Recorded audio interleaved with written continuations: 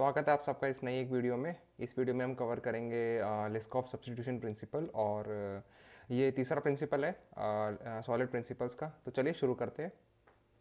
तो लिस्कॉफ substitution principal ये कहता है कि जो आपके जो ऑब्जेक्ट्स हैं सुपर क्लास के, वो रिप्लेसेबल हैं आपकी सब क्लास के ऑब्जेक्ट्स के। इसका मतलब एक सिंपल भाषा में ये कहेंगे कि जहाँ जहाँ आपका जो मेन क्लास का जो ऑब्जेक्ट है जिसको हम सुपर क्लास बोलते हैं, उसका ऑब्जेक्ट आप सब क्लास के ऑब्जेक्ट से रिप्लेस कर सकते हो without modifying the functionality of your main your super class. तो ये लिस्कॉफ सब्स्टिट्यूशन प्रिंसिपल है। ये प्रिंसिपल बारबारा लिस्कॉफ ने 1987 में इंट्रोड्यूस कराया था। तो ये लिस्कॉफ सब्स्टिट्यूशन प्रिंसिपल कहलाता है। तो सिंपल भाषा में ये होता है कि मान लो आपके पास एक क्लास है टी। ठीक है, आपके पास एक टी क्लास है और जिसको आप सुपर क्लास बोल सकते हो, and S is the sub class of T which is inherited from T. ठीक है, तो लिस्कॉफ सब्स्टिट्यूशन प्रिंसिपल ये कहलाता है कि जो ऑब्जेक्ट्स हैं क्लास टी के, मान लो इसको टी वन कह लो, टी टू कह लो, वो रिप्लेसेबल हैं एस क्लास के ऑब्जेक्ट से। फॉर एग्जांपल यहाँ पे एस वन है और एस टू है यहाँ पे। तो जो भी ऑब्जेक्ट्स हैं क्लास टी के, जहाँ जहाँ आप टी वन और टी टू यूज़ करोगे, वो वहाँ वहाँ जगह पे आप एस वन और एस टू यूज़ कर सकते हो। बट इसका एक कैच है कि इसमें आपकी फंक्शनैलिटी नहीं बिगड़नी चाहिए क्लास टी में। बेसिकली सुपर क्लास में आपकी फंक्शनैलिटी नहीं आपकी फंक्शनैलिटी मेंटेन रहनी चाहिए बेसिकली, सही बोला जाए तो। तो ये लिस्कॉफ सब्स्टिट्यूशन प्रिंसिपल कहलाता है। ठीक है, तो चलिए लिस्कॉफ सब्स्टिट्यूशन प्रिंसिपल को हम रियल वर्ल्ड एग्जांपल से समझ लेते हैं। तो मान लो आपके पास एक बैंक अकाउंट है। ठीक है, सबके पास होता है, और आपको बैंक अकाउंट खुलवाना है। और बैंक अकाउंट में क्या होता है, बेसिक फंक्शनैलिटीज़ होती हैं, जैसे बैलेंस चेक करना, डिपॉजिट करना, विड्रॉ करना, और आपका बैलेंस चेक करना। ठीक है, अब मान लो कि एक आप उसमें सेविंग्स अकाउंट ऐड करते हो। मान लो आप एक ऐसी कंपनी हो या डेवलपर हो, और उसकी रिक्वायरमेंट ये आएगी, हमको एक special type of bank account खोलना है जो कि सेविंग्स अकाउंट है।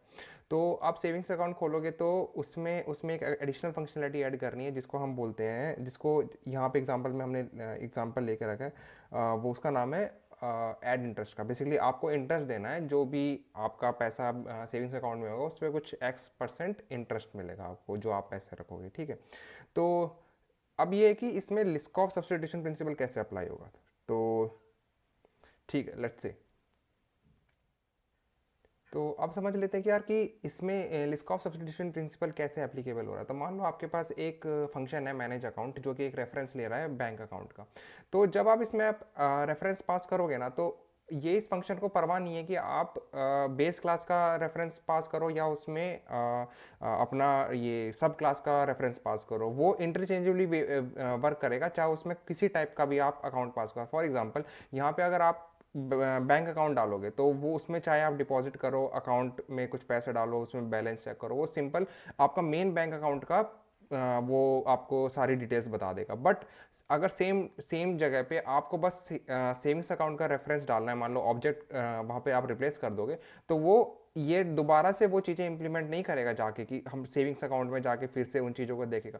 वो आपकी मेन क्लास में ही है वो सारी फंक्शनैलिटीज, बस आपका चूंकि रेफरेंस बदल चुका है, अब आपने रिप्लेस कर दिया, तो अब आपको जो डिटेल्स देगा वो सेविंग्स अकाउंट की देगा। तो जो भी आपको, जैसे फॉर एग्जांपल डिपॉजिट है, विड्रॉ है, गेट बैलेंस है, वो आपको अब सेविंग्स अकाउंट की डिटेल्स देगा। तो आपने बस यहाँ पे देखा कि अब आप पूछोगे यार ये फायदा क्या है इस चीज़ का। तो फायदा ये है कि आप मान लो आपको कल को चेकिंग अकाउंट्स भी मान लो आपने ऐड करने को बोला, आपकी कंपनी है, कंपनी ने बोला मुझे चेकिंग टाइप ऑफ अकाउंट भी ऐड करना है, तो क्या आप सारे ही जो पहले की फंक्शनैलिटीज है मेन क्लास में, डिपॉजिट, विड्रॉ, गेट बैलेंस, वो इंप्लीमेंट करते बैठोगे हर उसमें सब क्लास में।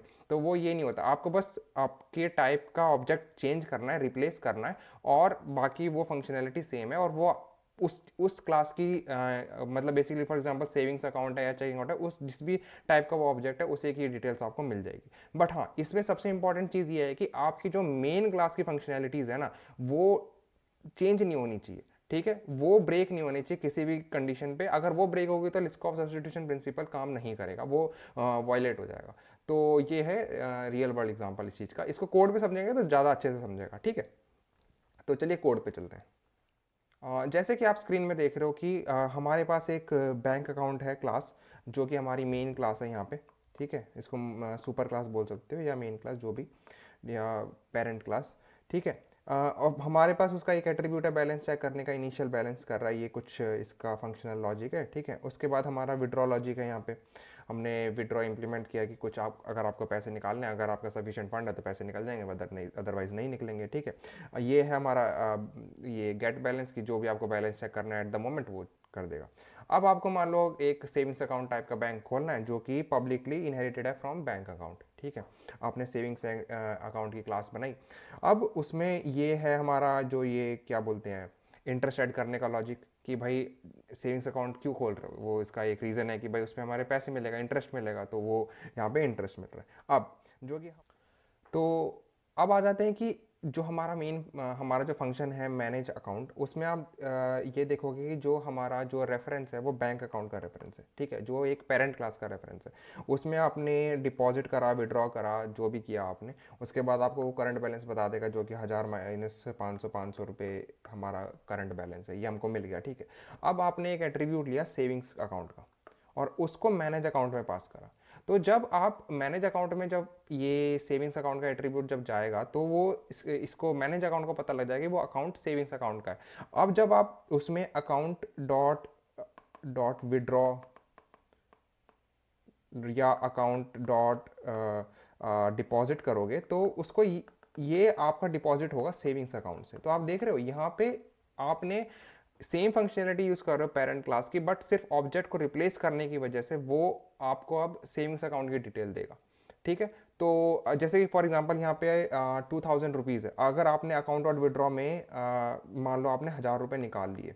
ठीक है, तो उसके बाद अगर आप बैलेंस चेक करोगे तो गेट बैलेंस जब आप उसके बाद करोगे तो आपको कितना अकाउंट मिलेगा, 1000 रुपये मिलेगा। तो ये अब आपको इंफॉर्मेशन दे रहा है किसकी, सेविंग्स अकाउंट की।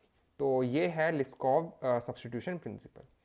तो इसको एक और एग्जांपल से समझते हैं। मैंने सोचा कि एक और एग्जांपल क्यों ना लिया जाए इस चीज़ का, कि इसको बहुत आसान तरीके से समझने के लिए। ठीक है, तो एक और मैंने एक और कोड लिया, आप स्क्रीन के लेफ्ट साइड पे देख रहे होंगे। तो मान लो कि आपके पास एक क्लास शेप है। ठीक है, शेप क्लास में बताऊंगा क्या होएगा। ठीक है, शेप बेसिकली जो हमारे 2D डायग्राम्स की शेप्स हैं, लाइक रेक्टेंगल, सर्कल और बीट एनीथिंग, राइट। तो ये एक उस चीज़ की शेप है। अब आपके पास एक क्लास सर्कल है। ठीक है, जो कि पब्लिकली इनहेरिटेड है फ्रॉम शेप क्लास। ठीक है, अब ये हमारा क्लाइंट कोड है ड्रॉ शेप, जो कि जो भी फंक्शनैलिटी है वो ड्रॉ कर देगा। जैसे फॉर एग्जांपल आप उसको ड्रॉ करने बोलोगे स्क्वायर, तो स्क्वायर ड्रॉ कर देगा, एग्जांपल ऐसे। तो अब आप आ जाते हैं, अब इसमें LSP कैसे इंप्लीमेंट होता है। ठीक है, अब यहाँ पे देखो हमारे पास शेप क्लास है। शेप क्लास ये हमारी मेन क्लास है। ठीक है, मेन क्लास का ऑब्जेक्ट है। यहीं पे हमारा सर्कल है सर, ये सर्कल क्लास का ऑब्जेक्ट है। ये हमारी ये बेसिकली इनहेरिटेड क्लास जो बोलते हैं। अब आप देखो कि जब आप ड्रॉ शेप को कॉल करोगे, यहाँ पे ये जो फंक्शन है ड्रॉ शेप में, आपने जब शेप हमारा पेरेंट क्लास का ऑब्जेक्ट पास करा, तो वो शेप ड्रॉ कर देगा। और जब आप इसमें सर्कल का ऑब्जेक्ट पास करोगे, तो वो सर्कल का 2D डायग्राम ड्रॉ कर देगा। तो आप देख रहे हो कि ऑब्जेक्ट के पास होने की वजह से वो डिसाइड कर रहा है कि उसको उसको कौन सी क्लास का रेफरेंस कॉल करना है। ठीक है, तो यही चीज़ हाँ LSP कहलाती है, कि जो भी आपके जो मेन क्लास के ऑब्जेक्ट्स हैं वो उसके सब क्लास के ऑब्जेक्ट से रिप्लेसेबल है। तो यही है लिस्कॉफ सब्स्टिट्यूशन प्रिंसिपल। ठीक है, अब मैं आपको कुछ फ्यू की पॉइंट्स देना चाहूँगा कि लिस्ट ऑफ सब्स्टिट्यूशन प्रिंसिपल में कुछ चीज़ ध्यान रखनी चाहिए, या जो मिसकंसेप्शन है लिस्ट ऑफ सब्स्टिट्यूशन प्रिंसिपल की, उसमें ये है कि जो डिराइव्ड क्लास है ना, वो आपकी एक्सटेंड होती है, वो ओवरराइड नहीं होती और ना ही वो मॉडिफाई होती। जो बिहेवियर है बेस क्लास का वो चेंज नहीं होता, ना ही वो ओवरराइड, वो पॉलीफॉर्मिज्म, रन टाइम पॉलीमॉर्फिज्म नहीं है, और ना ही वो मॉडिफिकेशन है। ठीक है, वो सिर्फ एक्सटेंड करते हो आप उसकी फंक्शनैलिटीज़ को। दूसरा चीज़ की जो इन्वेरिएंट्स होते हैं, इन्वेरिएंट्स उनको कहा जाता है जो ऐसी प्रॉपर्टीज़ या कंडीशन जो हमेशा ट्रू होती हैं, उनको इन्वेरिएंट्स कहा जाता है कंप्यूटर साइंस में। तो मान लो कोई ऐसे इन्वेरिएंट्स हैं जो आपकी बेस क्लास ने एस्टेब्लिश करी है। ठीक है, तो वो आपकी जो डिराइव्ड क्लास है वो वॉयलेट नहीं कर सकती। तो ये चीज़ आपको in list of substitution principle में ध्यान रखने की चीज़ है। तो मैंने एक एग्जाम्पल तो नहीं है, इसको क्लास डायग्राम्स की तरफ से समझ सकते हैं। मान लो कि आपके पास बेस क्लास है जो कि इसमें कुछ कॉमन फंक्शनैलिटी है। ठीक है, आपने ऊपर एग्जाम्पल में देखा था। ठीक है, आपने कोई क्लास ली, डिराइव क्लास S। ठीक है, उसमें जो बेस क्लास की जो फंक्शनैलिटी है वो प्रिजर्व्ड है, वो चेंज नहीं है, but at the same time you are extended specific functionality added. जैसे कि आपने ऊपर क्लास में देखा था कि हमने सेविंग्स अकाउंट तो बनाया, हमने सारी फंक्शनैलिटीज एक्सटेंड करी जो कि थी अकाउंट विड्रॉ डिपॉजिट, बट हमने एक इंटरेस्ट मेथड भी ऐड करा कि भाई हमें इंटरेस्ट भी चाहिए। तो वो हमने अपनी बेस क्लास की फंक्शनैलिटी को प्रिजर्व रखा, but at the same time we have extended और added new functionality as well without changing the core logic of the main class. ठीक है, तो ये चीज़ इसी चीज़ को हम लिस्ट ऑफ सब्सटीट्यूशन प्रिंसिपल कहते हैं, जो लास्ट में कहता है it preserve functionality from the base class and add additional functionality specific to itself. तो ये चीज़ है। वीडियो अच्छा लगा हो तो यार लाइक शेयर एंड सब्सक्राइब कर देना।